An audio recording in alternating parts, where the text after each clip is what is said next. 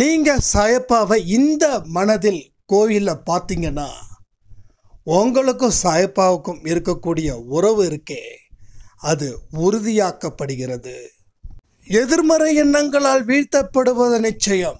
ஆனால் கடந்த காலத்தில் இருக்கக்கூடிய சில நிகழ்வுகள் எதிர்மறை எண்ணங்களாக மாற்றாமல் அதை ஆரோக்கியமாக எப்படி கொண்டு போகிறதுன்றதை பற்றி ஒரு தெளிவான பதிவு தான் இந்த பதிவு. சிகரத்தை தொடுபவர்கள் தான் நீங்கள். ஸோ நாம் அதுக்கு முயற்சி பண்ணலை, அதனால் அதை தொட முடியல.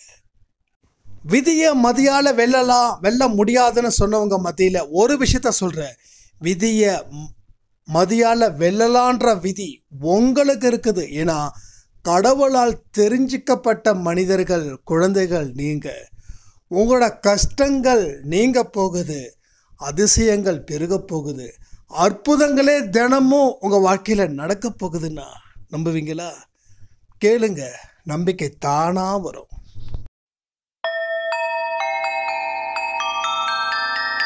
ஓம் சாயிரா சாயிரா, ஓம் சாயிரா சாயிரா, ஓம் சாயிரா சாயிரா, அன்பே சாயிரா, பேரன்பே சாயிரா, அகிலம் தளிக்க ஆத்மா விழிக்க அனுதினம் சாயிரா, எங்கள் அன்பே சாயிரா.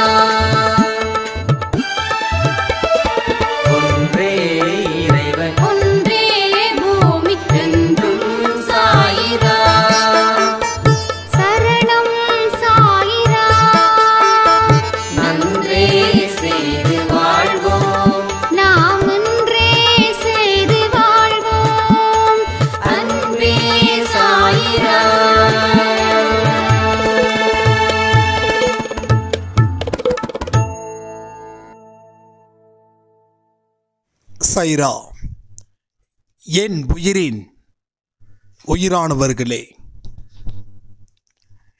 எதிர்மறை எண்ணங்கள் இருக்கிறதால வாழ்க்கை குட்டிச்சவராக இருக்கு. ஆனால் நீங்களும் பழைய விஷயத்தை மறக்காதீங்க அப்படின்னு சொல்கிறீங்க. பழைய விஷயத்தை மறந்தாதானே புது வாழ்க்கை ஆரம்பிக்க முடியும். புது வாழ்க்கைக்கு மிக பெரிய தடையாக இருப்பதே பழைய வாழ்க்கையில் நடந்த நிகழ்வுகள் தானே. எனக்கு சரியாக புரியல அப்படின்னு ஒரு சாய்ராம் கேட்டிருந்தாங்க. இன்னொரு சாய்ராமும் மகா திருப்தியாக இருக்குது காலையில் கொடுத்த அந்த அருமையான பதிவு, சாய்பாவுக்கு நன்றிகள் அப்படின்னு. இன்னொரு சாய்ராம் அன்பே சாயில வரக்கூடிய அத்தனை பதிவுகளும் வேற லெவலில் இருக்குது அப்படின்னு சொல்லியும்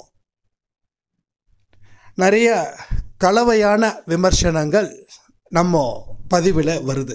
ஸோ இந்த மாதிரி பதிவுகளோடக்கு விமர்சனங்கள் கலவையாக வருதுன்றது நம்ம சிந்திக்க ஆரம்பிச்சிட்டோம். ஒரு புரிதலுக்கு முயற்சி பண்ணுறோம். ஒரு நல்ல தொடக்கத்தை எதிர்பார்த்து காத்துக்கிட்டு இருக்கிறோம். அந்த தொடக்கத்துக்கு தேவையான அத்தனை விஷயத்தையும் நம்ம செய்வதற்கு தயாராக இருக்கிறோம் அப்படின்றதுக்கு உண்டான பதிவுகள் தான் அந்த பதிவுகள். அதனால் நீங்கள் தனிப்பட்ட முறையிலையாக இருந்தாலும் சரி, இல்லை ஓப்பன் கமெண்ட்டில் சொன்னாலும் சரி, எதுவாக இருந்தாலும் நான் ரொம்ப சந்தோஷமாக இதை ஏற்றுக்கிறேன். ஏன்னா இங்கே தேவை ஒரு புரிதல், இங்கே தேவை ஒரு மகா வெற்றி, இங்கே தேவை ஒரு புகழ், இங்கே தேவை ஒரு பெருமை சேர்க்கக்கூடிய வாழ்க்கை. இங்கே உதவிக்கு கையேந்த வேண்டிய அவசியம் இல்லாத சாய்ப்பாட குழந்தைகளாக மாறப்போகிறோம். நாம் பலருக்கு மனப்பூர்வமாக உதவிகள் செய்வதற்கு தகுதியானவர்களாக மாறப்போகிறோம். அதற்கான முயற்சிகளை தான் இங்கே அன்பே சாய் மூலமாக உங்களுக்கு காதுகளை கேட்டு அதை மனசுக்குள்ளே போய் அங்கே சில ப்ராசஸிங் மூலமாக செயல்படுத்தி நாம் வெற்றி காண்பது அப்படின்றது எழுதி வைக்கப்பட்ட ஒரு விதி. அதனால் கலவையான விமர்சனங்கள் நிச்சயமாக தேவை. அப்போது நாம் என்ன சொல்லியிருக்கோம் அந்த பதிவில், இன்றைக்கி காலையில் 12 மணிக்கு கொடுத்த பதிவில் அப்படின்னா, எந்த ஒரு இடத்துலையும் எந்த ஒரு விஷயத்தையும் மறக்கக்கூடாது. மறந்துட்டோம் அப்படின்னா நாம் திரும்ப திரும்ப அதே தப்பை செஞ்சுக்கிட்டே தான் இருப்போம். இன்றைக்கி ஒரு மனுஷன் உயர்வான நிலைக்கு வரான் அப்படின்னா அவன் சந்தித்த அனுபவம், அவன்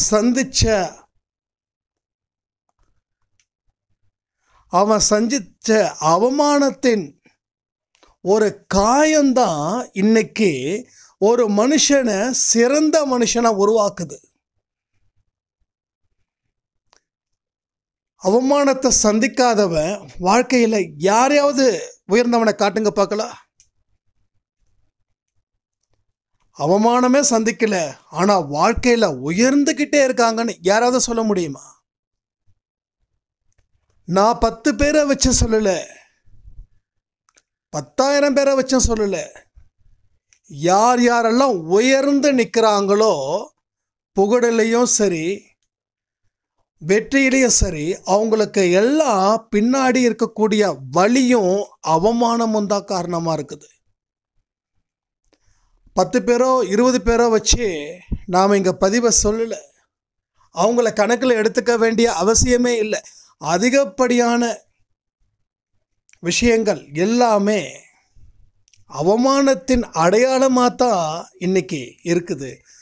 நான் அன்னைக்கு பட்ட அவமானம்தான் இன்னைக்கு ஒரு அடையாளமாக இங்கே வந்து நிற்கிறேன். ஸோ அதே போல் அன்பேசாய் குடும்பத்தில் மட்டும் இல்லை, வெளி உலகத்தில் இருக்கக்கூடிய அத்தனை புகழ் அடைந்தவர்கள் பின்னாடியும் இருக்கக்கூடிய அந்த அவமானம்தான் இன்னைக்கு அவங்களுக்கு வெற்றியை கொடுக்குது. இதுதான் உண்மை. அப்போ அவமானப்பட்டவங்க எல்லாம் ஜெயிச்சிட முடியுமா? அருமையான கேள்வி. இதையும் ஒரு சாய்ராம் கேட்டிருந்தாங்க. நல்ல கேள்வி. எனக்கு இந்த மாதிரி கேள்விகள் எல்லாமே ஒரு அல்வா சாப்பிட்ற மாதிரி, அல்வாவை விருப்பப்பட்டு சாப்பிடுவோம்ல அது போல. அப்போ அவமானப்பட்டவர்கள் எல்லாரும் வாழ்க்கையில் வெற்றி பெற முடியுமான்னு ஒரு கேள்வி வைக்கிறாங்க. அவமானப்பட்டவர்கள் அனைவரும் வாழ்க்கையில் வெற்றி பெற முடியாது. விழுந்த இடத்துல எந்திரிக்கிறவன் தப்பிக்கிறான், விழுந்த இடத்துலையே விழுந்து கிடக்கிறவன் மாட்டிக்கிறான். மாட்டிக்கிட்டவங்க கடைசி வரைக்கும் அதே வாழ்க்கையை முடிஞ்சிடுச்சுன்னு நினச்சதால முடிஞ்சிடுச்சு. விழுந்தவன் எழுந்திரிச்சான், புகழடைஞ்சான், பெருமை சேர்த்தான். அப்போது அவமானப்பட்டவங்க 100 பேருன்னா அதில் ஜெயிச்சவன் 40%, பாதிக்கு பாதி கூட இல்லை. மீதி 60% வாழ்க்கையில் அவமானத்தை சந்திச்சுக்கிட்டோம். தோல்விகள் தான் என்னுடைய வாழ்க்கைன்னு நினச்சி வாழ்ந்துக்கிட்டோம். எதையும் புரிஞ்சிக்காம தோல்விகளை பற்றியே யோசிச்சுக்கிட்டு அதன் மூலமாக எதிர்மறை எண்ணங்களையும் கூட்டணி சேர்த்து வச்சுக்கிட்டு அவங்களுக்கு மேலும் மேலும் துன்பத்தை அவங்களுக்கே கொடுத்துக்கிட்டு அவங்களுக்குள்ள சித்திரவதையும் அனுபவிச்சுக்கிட்டு கடவுள்கிட்டையும் முறையிட்டுக்கிட்டு இப்படி வேண்டாத ஒரு வாழ்க்கையை வேணும்னு நினச்சி வாழ்ந்துக்கிட்டு இருக்காங்க. எத்தனை பேர்? 60% பேர். ஸோ 40% பேரில் நார்மல் லைஃப்பை லீட் பண்ணுறவங்களும் புகழடைந்தவர்களும் அடங்கி இருக்காங்க. நம்ம என்றைக்குமே எவரெஸ்ட்டோட உச்சத்துக்கு போக வேண்டாம், எவரெஸ்ட் ஏற முயற்சி பண்ணால் போதும். ஆனால் அது ஏறுவதற்கு கூட இங்கே தயாராக இல்லை நிறைய மக்கள். அந்த அளவுக்கு அவங்க வாழ்க்கையில் பலவிதமான கஷ்டத்தை தானே ஏற்படுத்திக்கிட்டாங்க. அந்த கஷ்டத்துக்குள்ளேயே வாட பழகிட்டாங்க ஒரு ஸ்டேஜுக்கு மேலே. இது உண்மை. அதாவது பழகிட்டாங்க. சில பேரோட கஷ்டங்கள் சொல்லும்போது எனக்கு சட்டுன்னு ஒரு ஞாபகத்துக்கு வரும். இவங்க இந்த கஷ்டத்தோட இன்னைக்கு வாழலை, பல வருஷமாக வாழ்ந்துக்கிட்டு இருக்காங்க அப்படின்னு. பட் அவங்கள கூட நம்ம அன்பேசாய் குடும்பத்தில் சாய்பா மாற்றிருக்காருன்றது நிஜம். தொடர்ந்து 8 வருஷம் கஷ்டப்பட்ட ஒரு சாய்ராமோடைய வாழ்க்கையில் அந்த கஷ்டத்தை பற்றி ஒரு புரிதலை கொடுத்த உடனே அவங்க அதில் இருந்து மீண்டு வருவதற்குண்டான வழிகளை உருவாக்கி ஒரு சார்ட்டு மாதிரி போட்டு எனக்கு அனுப்பியிருந்தாங்க. ரொம்ப எக்ஸலண்ட், செம்ம. அதான் நான் சொன்னேன், 7 வருஷம் இந்த சார்ட் ஏன் போடல அப்படின்னு. அதான் சாய்ராம் எனக்கே புரியல. அப்போது அன்பே சாயில் வந்தவங்களுக்கு கஷ்டத்தை நிவர்த்தி செய்யணும், அந்த கஷ்டத்தை அவர்கள் மூலமாகவே அவர்கள் நிவர்த்தி செய்யணுன்ற உண்மைய விஷயத்தை கடவுள் உங்களுக்கு புரிய வச்சுக்க நிறைய பதிவுகள் மூலமாக முயற்சி செய்தும் சிலர் அதை அக்செப்ட் பண்ணுறோம், பலர் நாட் அக்செப்டட். அப்போது அக்செப்ட் பண்ணலைன்னா அது உங்களுக்கு சொந்தம் இல்லை, அக்செப்ட் பண்ணால் அது உங்களுக்கு சொந்தம். அப்போ நம்ம அன்பே சாய் கருத்துக்களை நீங்கள் அக்செப்ட் பண்ணாத வரைக்கும் அதில் கிடைக்கக்கூடிய பலன்கள் உங்களுக்கு சத்தியமாக இல்லை. அக்செப்ட் பண்ணி பாருங்க, உங்கள் பலன்கள் 100% ரொம்ப சுலபமாக, ரொம்ப ஈஸியாக, ரொம்ப எளிதில் அது கிடைக்கும், எளிதில் அது கிடைச்சிடும். அதே போல் விதியை மதியால் வெல்ல முடியாது அப்படின்னு ஒரு சாய்ராம் சொல்லியிருந்தாங்க. விதியை மதியால் வெல்ல முடியுமா வெல்ல முடியாதான்றதுக்கு உங்களுக்கு தகுந்த ஒரு பதிலை நான் சொல்லணும்னு நினைக்கிறேன். விதியை மதியால் வெல்லலான்னு சொல்லி உங்களுக்கு விதி இருந்துச்சுன்னா அப்போ நீங்கள் மதியால் வெல்லலாம் தானே. இப்போ நான் இருக்குதுன்னு சொல்லலை, இல்லைன்னு சொல்லலை, புரியுதா? அப்போ விதியை மதியால் வெல்ல முடியாது. அப்போ யார் வெல்லுவாங்கன்னா, விதியை கூட மதியால் வெல்லலான்னு யாருக்கு விதி இருக்குதோ அவர்கள் விதியை மதியால் வெல்லலாம். இப்போ நீங்கள் உங்களுக்கு விதி இருக்குது, ஏன்னா நீங்கள் கடவுளால் அறியப்பட்டவர்கள். கடவுளால் அறியப்பட்டவர்கள் சிலர், நிறைய பேர் கிடையாது. இந்த பாக்கியம் எல்லாத்துக்கும் இல்லை. ஒரு கோயிலுக்கு போகணும் அப்படின்னா நம்ம கண்களில் பார்க்கக்கூடிய சாயப்பா வேற, மற்றவங்க கண்களில் பார்க்கக்கூடிய சாயப்பா வேற. எத்தனை பேருக்கு அந்த பரவச நிலை எட்டி இருக்குது சாயப்பாவை பார்க்கும்போது?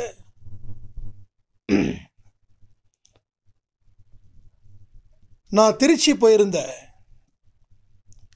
அப்போ அங்கே இருக்கக்கூடிய எல்லா கோயிலையும், ஸ்ரீரங்கம், வயலூர் முருகர் சுவாமி, அங்கே ஒரு ஐயப்பன் கோயில் எனக்கு ரொம்ப ரொம்ப பிடிச்ச அந்த கோயில். அந்த இடத்துல எப்பயுமே அம்மா என்று அழைக்காத உயிரிலேயே மன்னன் படத்தில் ஜேஸ் த சாங், அந்த கோயிலுக்கு உள்ளே அந்த பாட்டு ஒழிச்சுக்கிட்டே இருக்கும். இது மாதிரி இன்னும் 2-3 கோயிலெல்லாம் போனோம். ஃபைனலி உறையூரில் இருக்கக்கூடிய சாய்பா கோயிலுக்கு வந்த உடனே நம்ம வீட்டுக்கு வந்தால் நாம் எவ்வளோ சந்தோஷம், எவ்வளோ நிம்மதி, எவ்வளோ திருப்தி அடைவோமோ அந்த திருப்தி, அந்த நிம்மதி, அந்த சந்தோஷம் அங்கே கிடைச்சிது. காலையில் இருந்து எல்லா கோயிலும் ரவுண்ட் அப் பண்ணிவிட்டு 8 மணி 8:30 மணி இருக்கும். வரும்போது இன்னும் ஆரத்தி எடுத்துட்டிங்களான்னு கேட்கும்போது இன்னும் ஆரத்தி எடுக்கலை. ஆஞ்சநேயர் கோயில் இருக்குது பக்கத்தில். அந்த ஆஞ்சநேயர் கோயிலில் அந்த கோயில் சாத்தினதுக்கு அப்புறம்தான் அங்கே இருக்கிற ஐயர் இங்கே ஆரத்தி எடுப்பாங்கன்னு. அப்போ எல்லாரும் சொன்னாங்க, என் கூட வந்தவங்களாம், பேசாமல் போயிடலாமா, டைம் ஆகுது. இல்லை உட்காரலாம். 8:30 மணிக்கு போய் உட்காந்தோம். 9 மணிக்கு ஆரத்தி எடுத்தாங்க. அவ்வளோ சந்தோஷம். காலையில் எத்தனை மணிக்கு? 4:30 இருந்து ட்ராவல் பண்ணுறோம். கண்ணெல்லாம் அசந்து போகுது. ஒரு ஸ்டேஜில் வீட்டுக்கு போகலான்னு கூட முடிவு பண்ண ஒரு ஸ்டேஜ். ஆனாலும் மனசுக்குள்ளே ஒரு விதமான துடிப்பு. ஏன்னா அடுத்த நாள் காலையில் சாய்பா கோயிலுக்கு போய்க்கலான்னு ஒரு பிளான் இருந்துச்சு. ஆனாலும் மனசுக்குள்ளே இல்லை போயிடலாமே அப்படின்னு. வந்தவங்க கிட்டத்தட்ட 8-9 பேர். அம்மா, அப்பா, பிச்சு, விஷ்ணு, பிரதர், அவங்களோட ஒய்ஃபு, ஸோ எல்லாம். அப்போ நம்ம ஒருத்தவங்க கன்வீனியன்ட்டுக்காக மற்றவங்க கன்வீனியண்ட்டாக பார்க்க முடியாதுல்ல, பார்க்கணும்ல. அப்போது அது மாதிரி போகும்போது அங்கே போய் உட்காந்தவன அவ்வளோ சந்தோஷம். ஆனால் இந்த பரவச நிலை எனக்கும் விஷ்ணு சாய்க்கும் தான் 100% இருந்தது. மற்றவர்களுக்கோ வீட்டுக்கு போய் சேர்ந்தா போதும்னு. அப்போது கூட போனது மொத்தம் 10 பேர். 10 பேரில் 2 பேருக்கு மட்டுக்கும் பரவசம் இல்லை. மீதி 8 பேருக்கு எப்படா இந்த ஆரத்தி முடியும், எப்படா வீட்டுக்கு போய் தூங்குவோம். இப்போ அவங்கள நான் குறை சொல்லலை. இப்போது அவங்கள விட நான் ரொம்ப லக்கின்னு சொல்லி தற்பெருமை அடைஞ்சிக்கவும் இல்லை. பட் எல்லாருக்கும் அந்த வாய்ப்பு கிடைச்சிருக்குதா? இது உண்மையை பேசல, தப்பு இல்லைல்ல. ஸோ எல்லாருக்கும் அந்த வாய்ப்பு இருக்குதா? இல்லை. அப்போ அந்த 8 பேர் சோர்வாக இருந்தாங்க, ஆனால் நாங்கள் 2 பேர் மட்டும் ஆக்டிவாக இருந்தோம். அதான் நான் சொன்னேன், அன்பே சாயில் பார்க்கக்கூடிய சாய்ராமுடைய கண்களில் சாயப்பாவுடைய பார்வை வேற மாதிரி, ஆனால் மற்றவர்களோட பார்வையோ அது முற்றிலும் வேறுபட்டது. ஸோ மற்றவங்களுக்கு ஒரு சாமி, நமக்கு சாமியை தாண்டின ஒரு அஃபெக்ஷன், ஒரு லவ், ஒரு இனம் புரியாத சொந்தம். அது வந்துட்டியா, ஊரெல்லாம் சுற்றி முடிச்சுட்டு வந்துட்டியா, அப்படி உட்கார். உனக்காக தான் ஆரத்தி கூட அந்த ஐயரை கூட நான் நிறுத்தி வச்சுருந்தேன். உன்னை வெறுங்கையாக பார்க்க விட மாட்டேன். ஆனால் எல்லாரும் சொன்னாங்க, இந்த நேரம் சாமிலாம் சாய்பாபா வந்தவங்க அப்படி தானே சொல்லுவாங்க, சாய்பாபா கோயில் மூடி இருக்குன்னு. இல்லை ப்ளீஸ் போடலாம் அப்படின்னு நான் கிட்டத்தட்ட ஃபோர்ஸ் பண்ணதால். அப்போ யாருக்கும் நம்பிக்கை இல்லை. ஏன்னா அந்த ஊரில் இருக்கிறவங்களுக்கு தெரியாதா 8:30க்கெலாம் க்ளோசிங் டைமாக இருக்கும் அப்படின்னு. அது இல்லாமல் அது சீசன் டைம் இல்லை, சாரி தேர்ஸ்டே இல்லை, மற்ற ஏதோ ஒரு டே. அப்போ பாருங்கள் எத்தனை விஷயங்கள் அதில் அடங்கியிருக்குதுன்னு நம்ம சாதாரணமாக பார்க்கறது இல்லை. நம்ம கண்கள், நம்ம மனசு யோசிக்கிறதுக்கு முன்னாடியே திரைப்படத்தை பார்க்குற மாதிரி நிற்குது. ஸோ நாம் 8:30 மணிக்கு வரணும் அப்படின்னு முன்கூட்டியே அவருக்கு தெரியும். வந்த குழந்தைங்களை சும்மா அனுப்பக்கூடாதுன்னு அவருக்கு தெரியும். ரைட்டா? அப்போது ஒருவேளை அந்த கோயிலுக்கு உண்டான ஐயர் வரலை அப்படின்னா, சரி வந்திருந்தா 8 மணிக்கே ஆரத்தி எடுத்து கோயிலை சாத்திருப்பாங்கிறது தெரியும். அப்போ அந்த ஐயரை லீவ் போட விடு. அப்போ இந்த ஐயர் தான் அந்த இடத்துக்கு போகணும். அப்போ அந்த ஆஞ்சநேயர் கோயிலில் இருக்கக்கூடிய ஐயர் கொஞ்சம் டைம் ஆகும், அந்த இதெல்லாம் முடிச்சுட்டு தான் க்ளோஸ் பண்ணிட்டு போகணும். அப்போ இவங்க வருவாங்க. அப்போ நாம் வருவோம் அப்படின்றது முன்கூட்டியே அவருக்கு தெரிஞ்சதால் அந்த ஐயரை ஆப்சன்ட் பண்ணிவிட்டு எத்தனை விஷயங்கள், எவ்வளோ உண்மைகள் அடங்கியிருக்கு பாருங்கள். So point by point, inch by inch எல்லாமே நம்ம கண்களுக்கும் நம்ம மனசுக்கும் மட்டும்தான் தெரியும். ஏன்னா கடவுளால் தெரிஞ்சிக்கப்பட்டவர்கள், அறிந்து கொள்ளப்பட்டவர்கள், கடவுளால் விருப்பப்படக்கூடிய மனிதர்களா அன்பே சாய் குடும்பத்தில் இருக்கிற அத்தனை பேரும் இருக்காங்கன்னா, நான் சொன்னது உண்மையாக இருக்குமா இல்லை பொய்யா இருக்குமான்னு யோசிச்சு பாருங்க.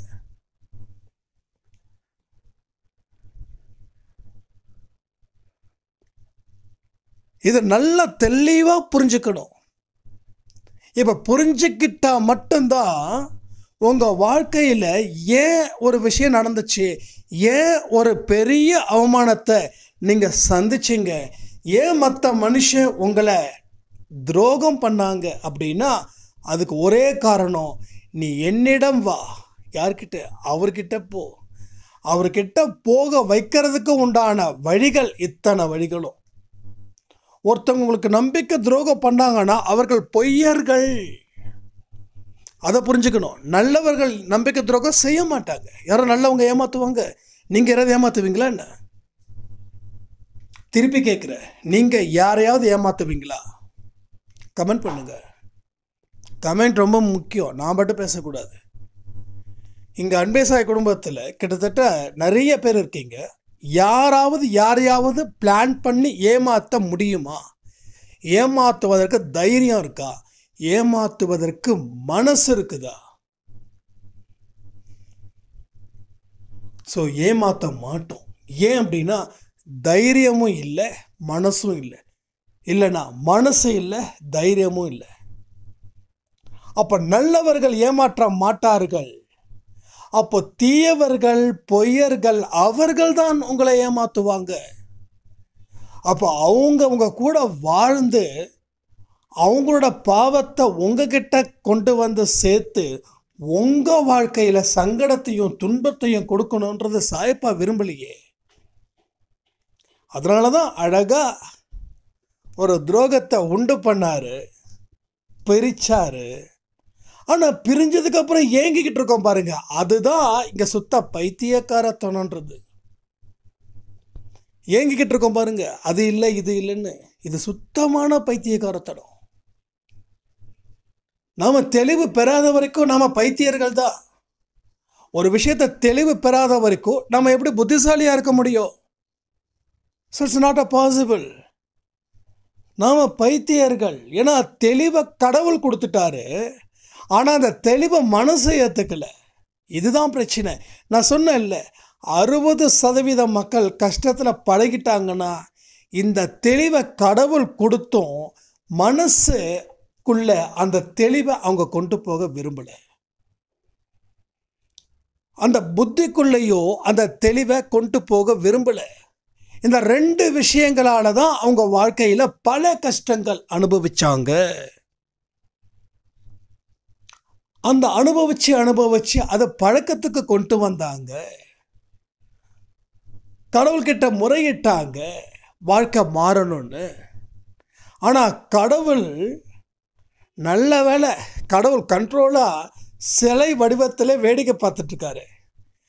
அவர் மட்டும் ஒரு நியாயத்தை மீறி, தர்மத்தை மீறி, இப்போ நீ கேட்டல அவன் முன்னாடி வந்து உனக்கு பதில் சொல்கிற அப்படின்னு நினச்சிருந்தா ஒருத்தவங்க கூட கடவுள் முன்னாடி வந்து நின்று இருக்க முடியாது. அவர் கையில் வச்சுருக்கிற சூலாயுதம், அவர் கையில் வச்சுருக்கக்கூடிய வேலாயுதம் எல்லாமே தான் பேசும். அதனால தான் கடவுள் நியாயத்தையும் தர்மத்துக்கும் ஃபாலோ பண்ணி அப்படியே உட்காந்துருக்கார். நீ என்ன வேணாலும் பேசு, ஆனால் நியாயத்துக்கு கட்டுப்பட்டவன்.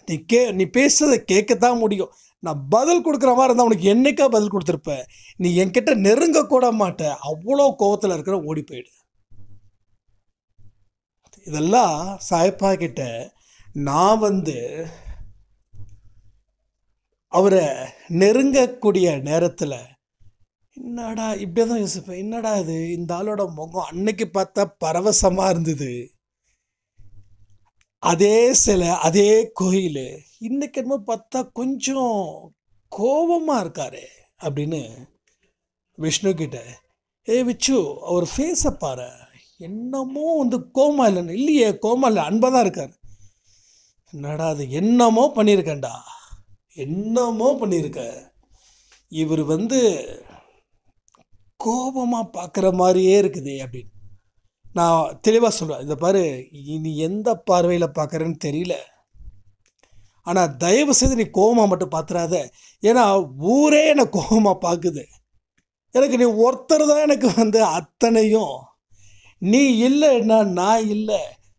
அதனால் உன்னுடைய புள்ள நான். அப்போது ஏன் என் மேலே கோபமாக இருக்க, அதையாவது சொல்லிடு அப்படின்னா அடுத்த மேக்ஸிமம் 24 ஹவர்ஸில் அதை தெளிவாக சொல்லிடுவார். அப்போ தான் ஐயோ சாரி சாய்ப்பா, இந்த தப்பை நான் பண்ணிட்டேன்னா என்னை மன்னிச்சிடுன்னு சொல்லி மறுபடியும் அதுக்கு அடுத்த நாள் அவர்கிட்ட ஓடணும். ஓடினதுக்கப்புறம் பார்த்தா அப்படியே 32 பள்ளியும் சிரிக்கிற மாதிரி காட்டுவார். கரெக்டா அப்படின்னு. பா சாமி, ஐயோ தப்பே பண்ணக்கூடாது, தப்பு பண்ணால் உன் முகம் பார்க்கறதுக்கே சகிக்கலை அப்படின்னு. இதெல்லாம் எனக்கும் அவருக்கும் போய்கிட்டு இருக்கக்கூடிய ஒரு கான்வர்சேஷன். சில நேரத்தில் அவரை பெருசுன்னு கூப்பிடுவேன், ஆனால் மனுஷங்களை கூப்பிட மாட்டேன். மனுஷங்களை கூப்பிடக்கூடாது, பெரியவர்களை கூப்பிட்றது மரியாதை இல்லை. ஆனால் சாயப்பா எனக்கு ஃப்ரெண்டு, இவர் தான், எனக்கு எனிமியும் இவர் தான். ஏதாவது ஒரு நாளைக்கு 24 மணி நேரம் தூங்கணும் போல் ஆசையாக இருக்கும். அப்போ எனிமி தானே இவர். ஏன் தூக்கம் உனக்கு? இன்றைக்கி 24 மணி நேரம் தூங்கணுன்னு, நாளைக்கு 48 மணி நேரம் தூங்குவேன்னு சொல்லுவேன். இப்படி தூங்கி தானே அவன் வாழ்க்கையை விட்ட. போதும், 6 மணி நேரத்துக்கு நீ தூங்கு, அதுக்கு மேலே தூங்குன அவ்வளோதான். ஸோ என்னைக்கு அந்த கோயிலில் போயிட்டு அவளோட முகத்தை அந்த எக்ஸ்ப்ரெஷனை பார்த்தேனோ அது இப்போது நம்ம வீட்டுக்குள்ளே இருக்கக்கூடிய நம்ம அன்பே சாயப்பாவோட அந்த எக்ஸ்ப்ரெஷனை பார்க்குறேன். நான் வச்சுட்ட சொல்லுவேன், பெருசு ரொம்ப மூட் ஆஃபாக இருக்குது, என்னன்னு தெரியல அப்படின்னு. உடனே விஷ்ணுவும் வந்து அதே தான் சொல்ல, ஆமாம் எனக்கும் அப்படி தான் இருக்கிற மாதிரி தான் இருக்குது அப்படின்னு. அப்போ பார்த்தா 2 பேருக்கும் பொதுவான விஷயம் ஏதாவது இருக்கும், ஆஃபீஸ் சம்மந்தப்பட்டது ஏதாவது ஒன்று இருக்கும், இதை மறந்துருப்போம். நான் சொன்னேன், டேய் இது என்னமோ சம்திங் ராங், கொஞ்சம் பாரு, ஏதாவது ரீகால் பண்ணு, ஏதாவது வந்து நம்ம பண்ணமா செஞ்சோமா. அப்போ பார்த்தா ஏதாவது ஒரு விஷயம் நடந்திருக்கும். உடனே ஒரு மன்னிப்பு கேட்டு, ஏன் அப்படின்னா இம்மீடியட் நிமிஷத்துக்கு நிமிஷம், செகண்ட் பை செகண்ட், மினிட்லாம் இல்லை, ஒன்லி செகண்ட், ஒவ்வொரு ரியாக்ஷனும் வேறு லெவலில் காட்டிகிட்ருக்காரு. எத்தனை பேர் நீங்கள் உணர்ந்துருக்கீங்க? ஏன்னா எனக்கு வந்து நீங்களும் கண்டிப்பாக இதை ஃபீல் பண்ணியிருப்பீங்க, அந்த நம்பிக்கை எனக்கு இருக்குது.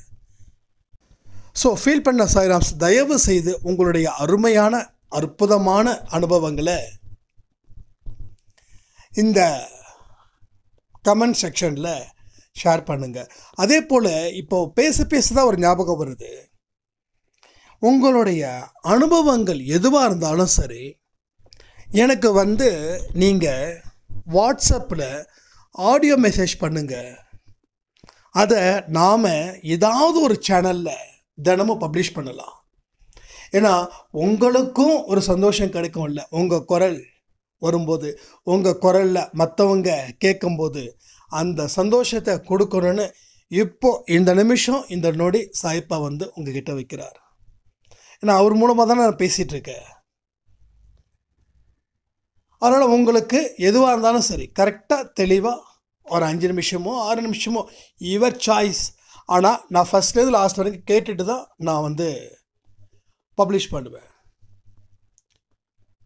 ஏன்னா பேசுகிறத வந்து தெளிவாக கரெக்டாக கிளியராக மனசில் பதிகிற மாதிரி பேசுங்க.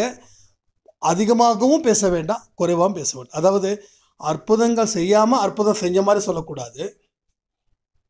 எது உண்மையோ அதை அப்படியே பேசணும். ஏன்னா நீங்கள் அப்படி தான் பேசுவீங்கிற நம்பிக்கை எனக்கு இருக்குது. இருந்தாலும் சொல்ல வேண்டியது என் கடமை இல்லையா? அதனால் ஸோ நிறைய விஷயங்கள் நம்ம ஷேர் பண்ணுவோம், நிறைய பேருக்கு கொடுப்போம். அது கொடுக்கும்போது உங்கள் வாழ்க்கையில் வளர்ச்சி. ஸோ வீழ்ச்சியை பேஸ் பண்ணி போயிட்டுருக்க வாழ்க்கை இப்போ என்ன பண்ணுது? வளர்ச்சியை நோக்கி போகுது. அந்த வளர்ச்சி தான் இப்போ நமக்கு தேவையான ஒரு வரவு.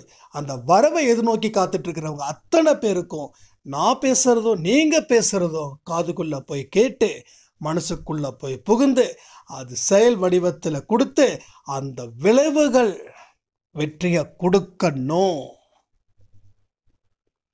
அப்படிப்பட்ட ஒரு இடத்துல நாம் வாழணும்னு சொல்லி சாயப்பாவோட விருப்பம். இதை நாம் தெளிவாக கரெக்டாக செஞ்சிட்டோம் அப்படின்னா வாழ்க்கையில் நாம் நினச்சதை அடைஞ்சே தீருவோம். அதே போல் மறுபடியும் ஒரு ரிமைண்ட் பண்ணுறேன், அன்பே சாயில் விடிய காலையில் 4 மணிக்கு வெற்றி நிச்சயம் சாயின் சத்தியம். அடுத்தது 10 மணிக்கு சாய் 365 கேள்வி பதில். அடுத்தது 12 மணிக்கு அன்பே சாயில் பகல் பதிவு. அடுத்தது 4 மணிக்கு சாய் குடிலில் ஒரு பதிவு.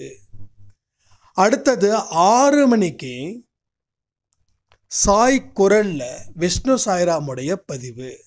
அடுத்தது 8 மணிக்கு அன்பே சாயில் பதிவு. இதை ஏன் சொல்கிறேன்னா, உங்களது என்னென்ன சேனல் இருக்குதுன்னு எங்களுக்கு தெரியல அப்படின்னாங்க. ஸோ அன்பே சாய் உங்களுக்கு எல்லாருக்கும் தெரியும்.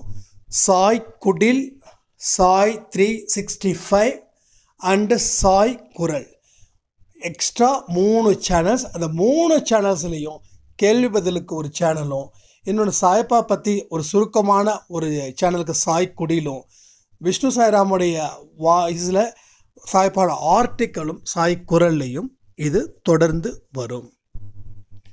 உங்கள் எந்த கேள்விகளாக இருந்தாலும் நீங்கள் கேளுங்க, நான் வந்து பதில் என்னால் முடிஞ்ச அளவுக்கு நிச்சயமாக கொடுக்குறேன்.